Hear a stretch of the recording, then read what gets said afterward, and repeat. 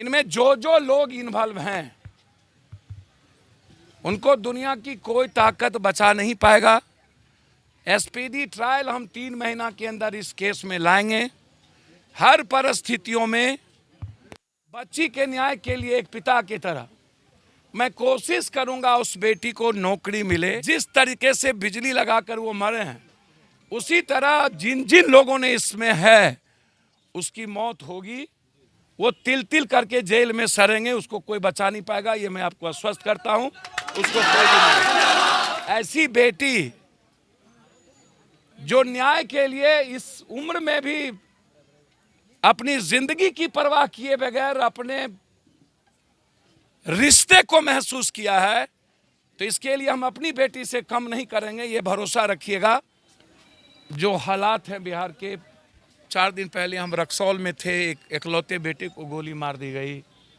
उसके पहले हम पुनपुन में थे और आज मैं यहाँ के बाद खगड़िया जा रहा हूँ कि जहाँ एक दबंगों ने गरीब आदमी को पैसे मांगने के चलते मारते मारते मार दिया, जिसका एक भी बच्चा नहीं बचा। तो जो परिस्थितियाँ हैं ये मैं समझता हूँ कि इतना बड़ा जघन्य घटना, आप या कोई दोस्त था बच्चे का या बच्ची का, तो सामाजिक आधार पर सामाजिक वातावरण हमें बनाना चाहिए था। हम पंचायती करते, समाज के लोगों को, बुजुर्गों को बैठाते और उस तहत हम बात करते कि इसका सॉल्यूशन क्या है। बच्ची और बच्चे यदि एक राजी थे शादी करने के लिए तो वो अपनी बेटी के लिए तय करता कि उनको किस तरीके से बच्ची को रखना है, आप बच्ची के नाम क्या चाहते हैं। लेकिन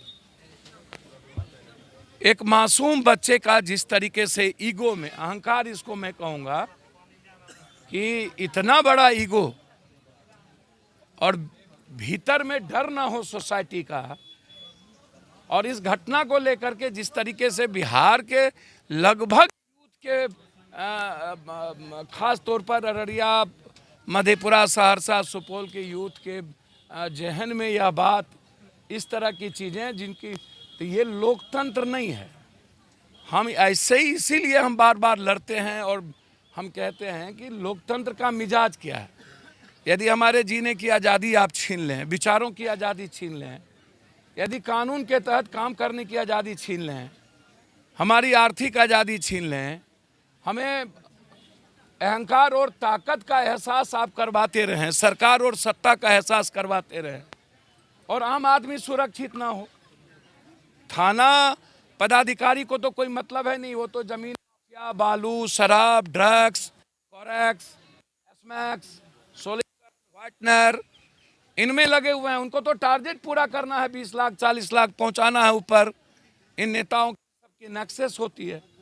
हिम्मत नहीं होता है इन सब नेताओं को वोट और सियासत के चलते कि अपराधी और माफिया और समाज में ऐसे चीज़ों का विरोध करें। मैं सिर्फ 2 बात कह के जाता हूं। इस केस में किसी भी कीमत पर, याद होगा आपको, मैं बीरनगर आया था और बीरनगर में मैंने कहा था वो पताल में भी होगा तो उसको जिंदा या मुर्दा में निकालूंगा। बलात्कार की घटना में हम आए थे। एसपीडी ट्रायल मैंने उसकी करवाई, डिस्ट्रिक्ट जज साहब से बातचीत हुआ, हाईकोर्ट में मैंने डाला। जब भी मैं जो बोल के गया हूं, आपको याद होगा, वो लाइन क्रॉस नहीं हुआ है। आप भरोसा रखिए, 2 आदमी गिरफ्तार हुए हैं और उनके और लोग गिरफ्तार नहीं हुए। इनमें जो जो लोग इन्वॉल्व हैं उनको दुनिया की कोई ताकत बचा नहीं पाएगा। एसपीडी ट्रायल हम 3 महीना के अंदर इस केस में लाएंगे। हर परिस्थितियों में बच्ची के न्याय के लिए एक पिता की तरह मैं कोशिश करूंगा उस बेटी को नौकरी मिले। मैं आज से ही प्रयासरत रहूंगा। मैं इस बेटी के जज्बात को, हिम्मत को और इसके सेंटीमेंट को, ऐसी बेटी जो न्याय के लिए इस उम्र में भी अपनी जिंदगी की परवाह किए बगैर अपने रिश्ते को महसूस किया है, तो इसके लिए हम अपनी बेटी से कम नहीं करेंगे, ये भरोसा रखिएगा। कैसे नौकरी होगी इसकी, इसका प्रयास हम करेंगे ही करेंगे। क्योंकि आप जिंदगी तय उनको करना है कि वो लाइफ आगे कैसे जिएंगे। लेकिन नौकरी के मामले में मैं कोशिश करूंगा कि इस बच्ची की नौकरी लगे, और एसपीडी ट्रायल के साथ उस बच्चे के साथ जिस बेरहमी तरीके से, जिस तरीके से बिजली लगाकर वो मरे हैं, उसी तरह जिन जिन लोगों ने इसमें है उसकी मौत होगी। वो तिल तिल करके जेल में सड़ेंगे, उसको कोई बचा नहीं पाएगा, ये मैं आपको आश्वस्त करता हूं। उसको कोई भी नहीं।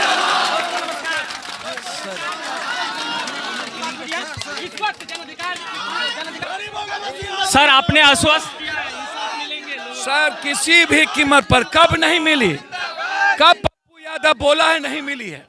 कौन ऐसी घटना है जिसमें पप्पू यादव आया और न्याय ना मिली? जी सर। एक सवाल इस बच्चे किलिंग पर अभी तक कोई गिरफ्तार, वो दो जो गिरफ्तार हुए हैं उसको ग्रामीण ही ने पकड़ के दिया। मैं वही बात कह रहा हूं, उसका कार्यशैली पर सवाल आप बेफिक्र रहें सर। अब मुख्यमंत्री तक को मैं हिला दूंगा इस घटना में, चैन से सोने नहीं देंगे, मैं भरोसा करता हूं।